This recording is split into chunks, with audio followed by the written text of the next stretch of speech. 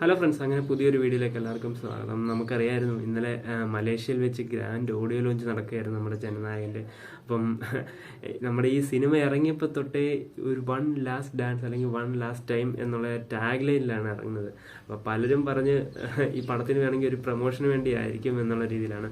അപ്പം ഇന്നലെ വരെ അങ്ങനെയായിരുന്നു ഏകദേശം ടോക്ക്. പിന്നെ പുള്ളി രാഷ്ട്രീയത്തിലേക്ക് പോവുകയാണ്, അപ്പോൾ അതിൻ്റെ ചെറിയ ബ്രേക്ക് എടുക്കുന്നു എന്നൊക്കെ പറഞ്ഞിട്ടുള്ള രീതിയിലൊക്കെയാണ് വന്നിരുന്നത്.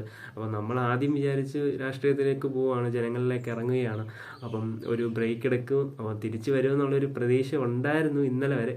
എന്നാൽ ഇന്നലത്തെ ദളപതിയുടെ സ്പീച്ചിന് ശേഷം ഇതുപോലെ പുള്ളി പറയുന്ന കാര്യങ്ങളൊക്കെ കേട്ടിട്ട് പുള്ളി സിനിമാ ജീവിതം ഒഫീഷ്യലായി നിർത്തുന്നു എന്നുള്ളത് ഏകദേശം കൺഫേം ആക്കിയ രീതിയിലാണ് ഇപ്പോൾ പൊയ്ക്കൊണ്ടിരിക്കുന്നത്.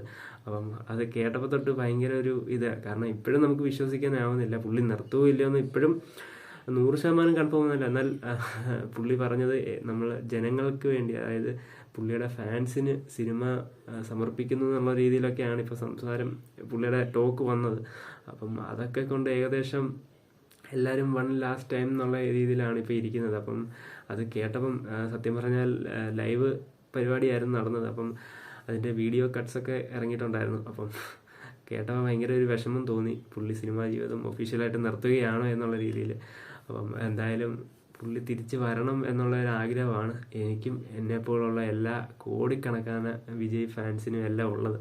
അപ്പം എന്തായാലും പുള്ളി ഈ രാഷ്ട്രീയത്തിലൊക്കെ ഇറങ്ങുന്നതൊക്കെ നല്ലതാണ്, എന്നാലും ഇടയ്ക്കൊക്കെ ആയിട്ട് സിനിമ ചെയ്യുക. ഇപ്പം രാഷ്ട്രീയത്തിൽ ഇറങ്ങുന്നത് നമ്മൾ നോക്കിക്കഴിഞ്ഞാലും ഒത്തിരി ജനങ്ങൾ, അല്ലെ ഒത്തിരി പാവപ്പെട്ട ജനങ്ങൾക്ക് അതൊരു വലിയ കാര്യമായിരിക്കും. കാരണം ഇപ്പോഴത്തെ അവരുടെ ഭരണ സംബന്ധമായ പ്രശ്നങ്ങളും അപ്പോൾ ഇങ്ങനെ ഒരാൾ വന്നു കഴിഞ്ഞാൽ പുള്ളിയെ നേരത്തെ തൊട്ട് കളിയാക്കുന്നതിലുണ്ട് രക്ഷകൻ എന്നുള്ള.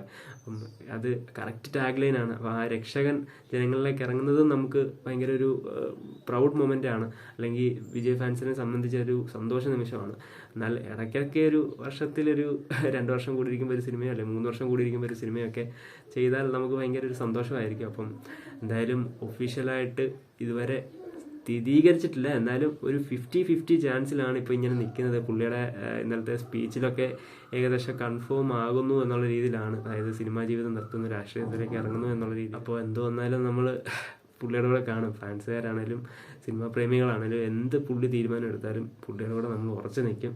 അപ്പം എന്തായാലും വൺ ലാസ്റ്റ് ടൈം എന്നുള്ളത് അങ്ങനെ ആകാതിരിക്കട്ടെ.